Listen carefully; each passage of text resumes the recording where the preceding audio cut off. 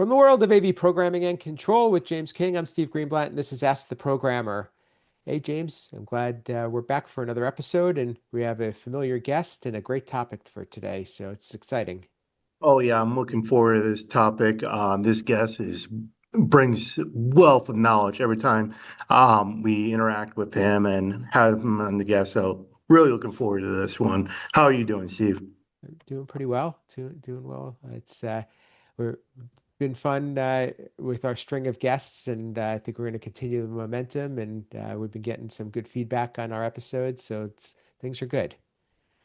So without further ado, we get to welcome back Mike Krejci. He's the director of programming at CTI, and he's been on several past episodes, most recently episodes 222 and 223. So check those out. But welcome back, Mike. Thanks, Steve. Glad to be here. Always enjoy the conversation with you, James, as well. Um, yeah, really excited to talk about topics today. So, Absolutely. So, Mike, you've been a lot more active recently on LinkedIn, and I've really been enjoying your posts. And one of them really caught my eye because it's just a question that I've had for some time, and something that I think is really thought-provoking. And the question that you asked is, you know, how are we going to program this project? What's the language? Where do you start? Because there a lot of times you have different options, and there's pros and cons, and it's really not necessarily a clear-cut choice. So if you could give us a little bit of background about what prompted you to talk about this, and take us through the story a little bit. yeah, so I mean, this is a challenge I think we've been facing for a number of years. Really, I go back to when VC4 was first announced from Crestron and they came out with, the ability to do C sharp. And, we had two ways to do it. And, um, with all the control platforms now, I'll go the four major ones, right? All four of them now have options that range from low code to no code, low code, and full code. And that can be, all of those platforms allow us to do that variance. So as a programmer, we're not necessarily determining what the control system is, what the hardware is, but we get, a black box on our desk and say, hey, make this work, make it do something, you know, in the design, the salesperson, the engineer, the client really don't care how we get to the end. We have to make that determination from a programming standpoint where we're going to go with it. How do you get there? How do you make that decision? For some of us, we've learned all the methods, and um, you had Jeff Perkins on recently on here talking about um, the QSys trainings and their three new course modules. They have the low code method. They have um, the no code, the low code, and the full code. Right? It's beginner, intermediate, advanced is what they're doing, and then the cumulative of their new big exam. But that allows you to do all three in the same environment through them. So in their training and their exam, they give you all the ways to do it and kind of let you figure out what you want to do. Okay, so that's an exam. That's one thing you can kind of figure out where to go, but how do you do that on a day-to-day operation? And it's one thing if I'm a single person shop and I'm the person writing the code in the office, I'm the person taking it out in the field, I'm the person commissioning it, I'm the person supporting it. Okay, do whatever works for me. But that's really not realistic for, I think, a lot of us anymore. We're working as teams. The folks who are writing the code, not necessarily the ones testing the code, the ones supporting the code anymore. It's not the single programmer. I'm the guy who opens up my laptop, you know, that it was uh 20 years ago, 10 years ago in AV programming. So how, as much as I might like a certain method of programming, is it the way the next person that's going to touch it is going to be able to handle it, right? The last mile of the code, I could spend days writing a combinable system in C sharp and it's or in whatever language, C sharp, Lua, Groovy, whatever that Python, whatever that be. But if the person at the end doesn't know how to troubleshoot it, read it, configure it, edit it, did I do anything good? Right? If they can't take that code and finish it, then we're lost, right? What did I do? Sure, it was fun for me to write that. It was easy for me to do it. But we now just abandoned it, and now I'm the only one who can support it. I'm the only one who can commission it. Well, that's not a great option. So that's really what started the conversation and the thought process is how do we determine who it's going to be, what it's going to be, how we're going to do it, because we have such a variety of knowledge bases in our company for sure, but in the industry, right? We're not hiring all of our programmers and commissioners and folks in the field aren't 24-year-old computer science grads who've learned all the code languages and know that. They're also not all these AV road dogs who've been doing it for 30 years. It's a mix of everybody. So many interesting things to play off of there, and I think you really laid it out very effectively. And I was gonna really shift it over to James and say, Mike, one of the things he said was that the client really doesn't care if the job gets done. You're in that seat, James. Or do you need to also be factored into that equation because more people, more clients are being hands-on with systems and do want to be able to maintain and update systems themselves? In a way, yes, and in a way, no.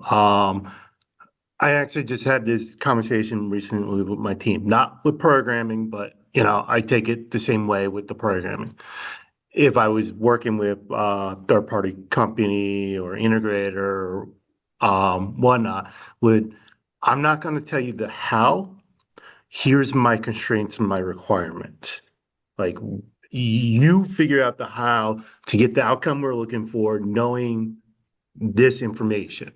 I think Mike hit on a good point, which I have gone back and forth since Mike was talked about, because I'm sure some of our listeners are yelling at the radio right now of job security. Yeah, Mike is thinking holistically long term.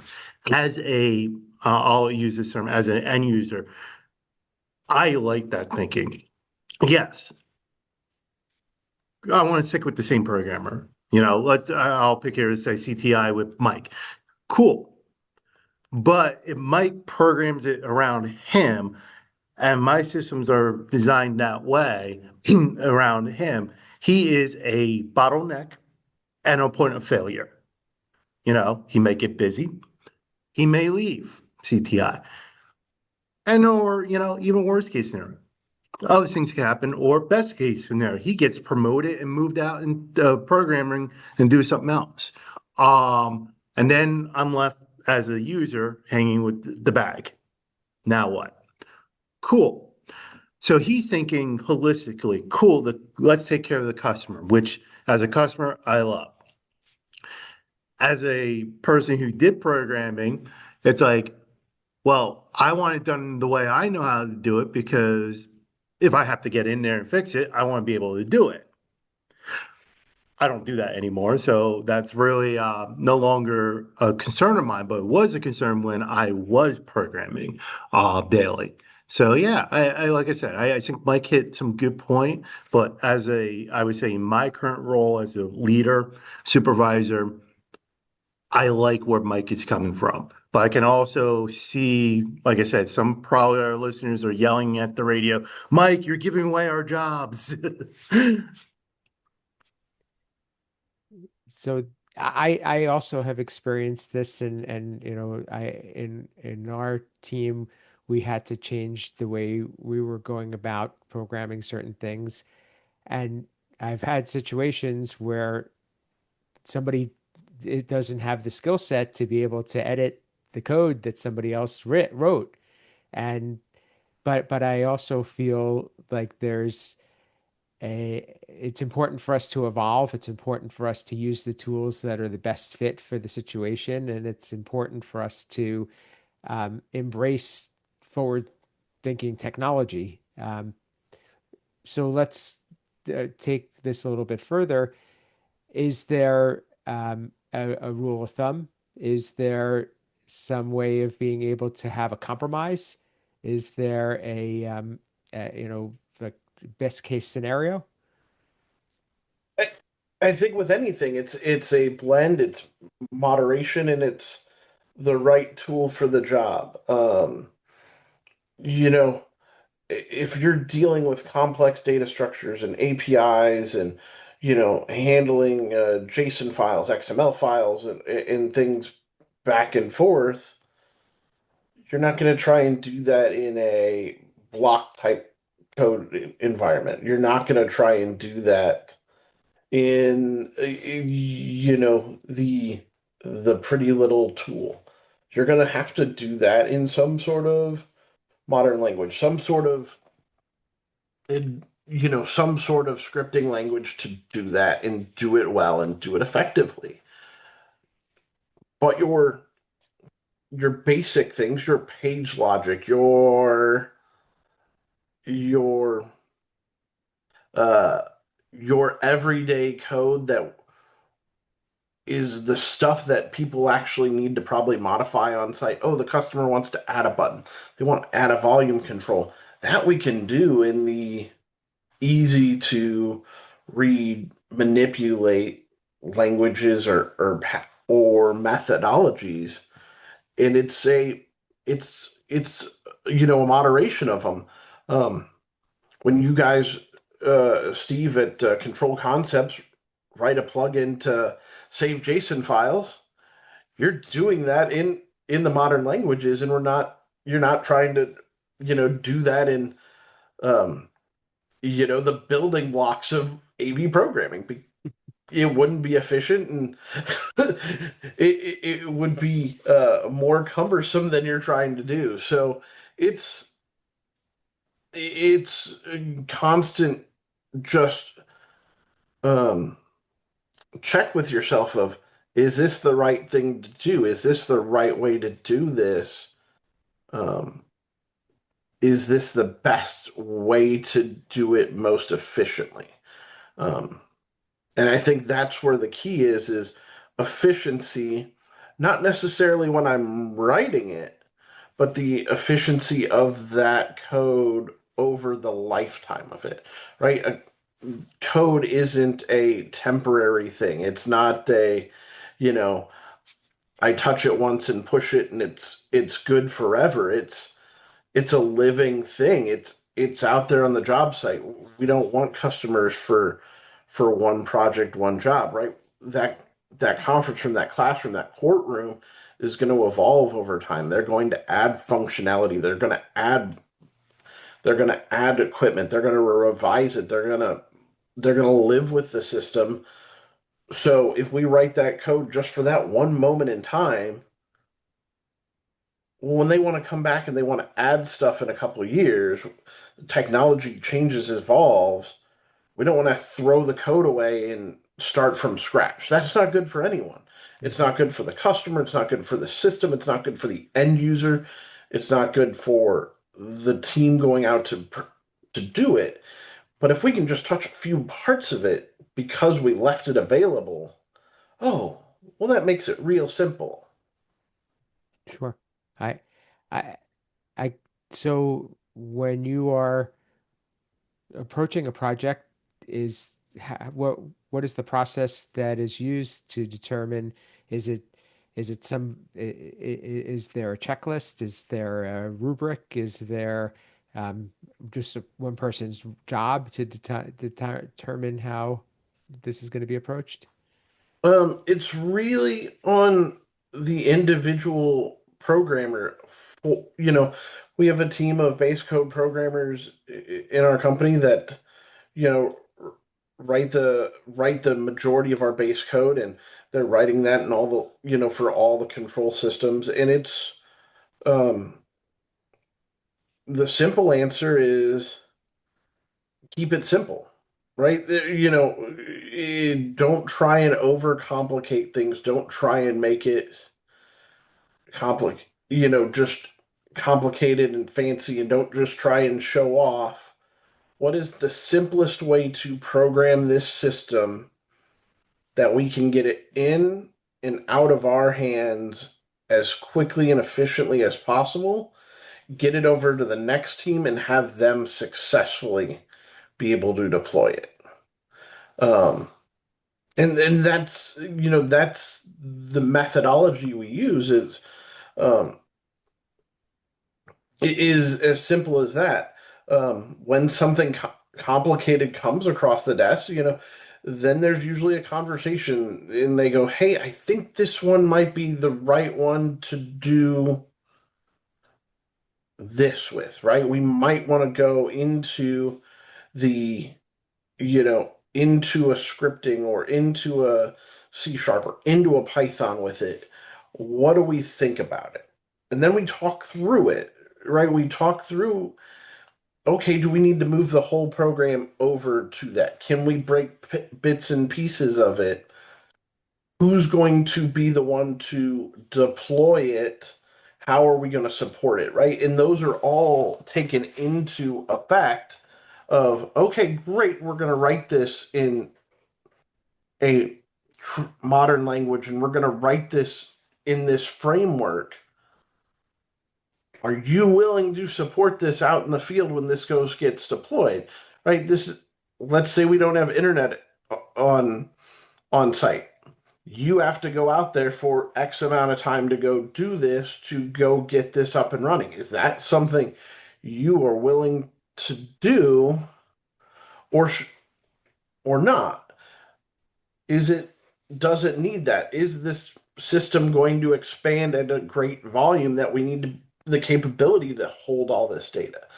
Is this something we can break part of it out and make it complicated, make that part complicated, get that part solid, and then we can put the rest into a, you know, friendlier environment for our technicians. And so that's all just the conversation that's had. And usually it's a pretty quick one. It's maybe a 30-minute call with me and a programmer, and just kind of thinking through it, discussing it, and going, okay, I think we have a game plan now of what to do.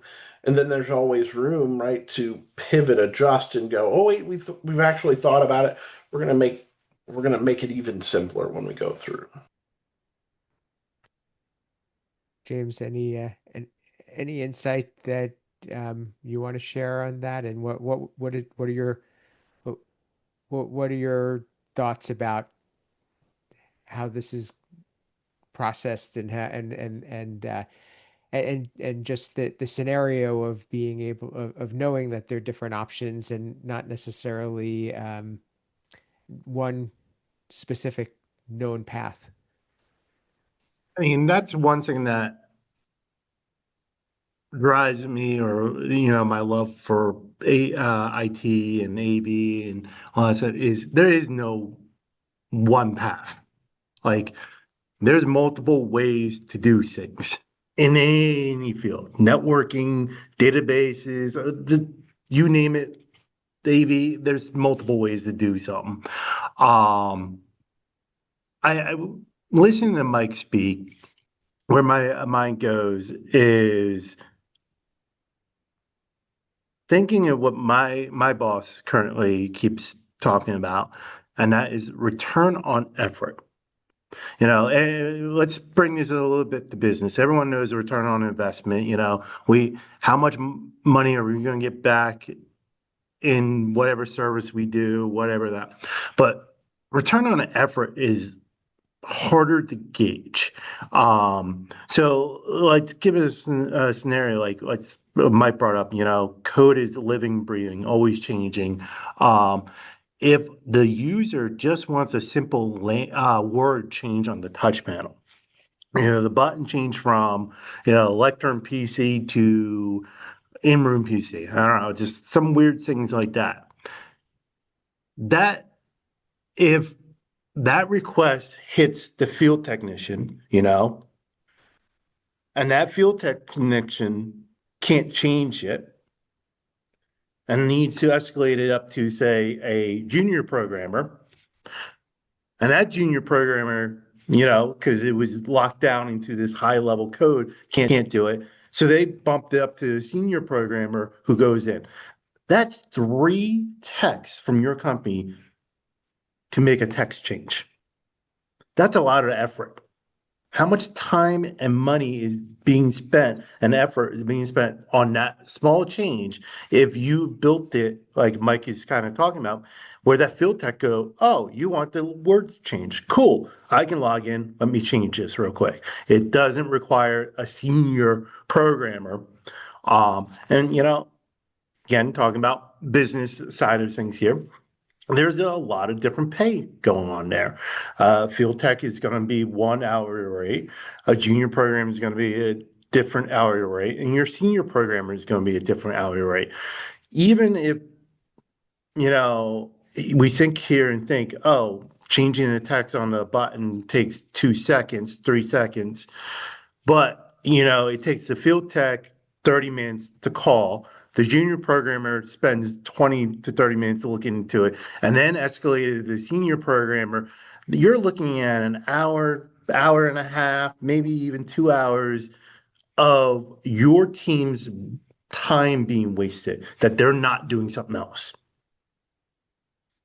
Uh, Great breakdown for that. I'll add to it is that the client thinks it's a 2 second change. Yeah. It's a simple ask, and it should be what's the big deal? So I've been there before too, and I feel like I call it sometimes, programming yourself into a corner. And Yes. it should be a 2 second change for the client, right? They're not asking for the world. We should be able to make it that simple to do that, Hmm. right? Our job is to make the systems make complicated things simple, right? That is our goal in AV, and especially as AV programmers. We're doing some complicated stuff sometimes, and we should be the ones driving to make it simple.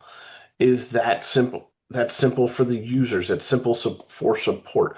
That's simple um, for all of it, right? We shouldn't be trying to just make it complicated and make it hard because we can. And I think we get caught up in that problem, in a little bit of a God complex as programmers that, we can do some crazy advanced stuff and we have all of these tools to be able to do this crazy stuff. So we should do it. Just because you can doesn't mean you should, Love right? that saying. We, you, Like, sorry. Go. no, I mean, we can, you can write this really crazy way to, create this huge framework of all of these, advanced level programming to do this crazy system. But if all you need is to change 3 pages, there's a whole lot easier ways to do it in every one of the in every one of the languages to do that anybody can look at and figure out. And that's where we need to get to. Yeah. So it leads me in thinking of a saying I have, and I'm going to start adding it to programming too, Mike, because of what you're just saying. Um, I always had a saying when I'm teaching, my student workers or even a new tech. on wiring racks. I use the saying, you should wire up a rack as if the person who is coming in behind you is an insane serial killer who, if you make them mad, will hunt you down and kill you. Because 99% of the time, you're the one going in afterwards. And so don't make yourself mad. Well, same thing with programming. Like, make it that, you're not making the next person mad or frustrated because, it could be you. Such good points, and there's so much to think about here, and that's why I love this conversation because most people think, yeah, it's just programming, just do it, and honestly, this conversation that it kind of makes me think too, is there a parallel to this in another industry, or is this something that's so unique and is really what makes AV programming special? There's probably a lot of parallels that we're just unaware of, right? Um, you could even go down to think about it how to make a cheeseburger, right? At the end of the day, it's a bun, a ground beef, a slice of cheese, and you've got a burger. Um, sure, you can do it a whole lot of fancier ways, but are you really improving on the original that much? Um, and if anything's going to probably give us, come at me in the comments, it's going to be the cheeseburger comment, not taking the jobs away, James. But Well, and Your this has sauce is really made me special. think about things in a lot of different ways, and I think that that's the importance of this conversation. One last thing before we wrap up, Mike, have you ever had the conversation with the client as to how you're going to approach programming? multiple times, and a couple of years ago, there was a consultant-driven design for a net new client for us at CTI, and they wanted everything to be written in it was Crestron. They wanted it all written in C sharp, and um, based on the system design and the age of VC or C sharp. This was probably 8, 10 years ago. It just did not make sense for the client. Um, and there was a conversation with the consultant going, "Hey, that's a great way we could do this. That is a possible way. I don't think it makes sense for this client, and I don't think it's a good decision." And we all kind of came to agreement that, oh yeah, that probably isn't the right way to go. Maybe in a few years, but not today, not in this system. Um, we have we have a larger enterprise client that has requested that their standard room be written in um, in a traditional language rather than AV in or through an AV, WYSIWYG software. Um, it was partially requested by their security and IT team so they could be able to modify the code. They could monitor the code, look for security vulnerabilities. They could modify it. They could, treat it like traditional software running on appliances. That is a specific request of a customer, and we kind of laid out some of the gotchas in that conversation and said, sure, we can do this. However, your normal field team you're used to is not going to be able to make a instant change like you're accustomed to.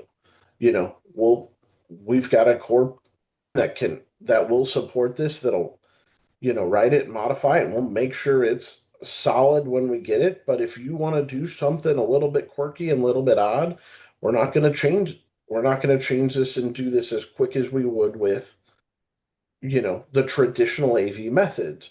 Are you okay with that? And they said, yep, we are okay with that because of the other things we get out of it.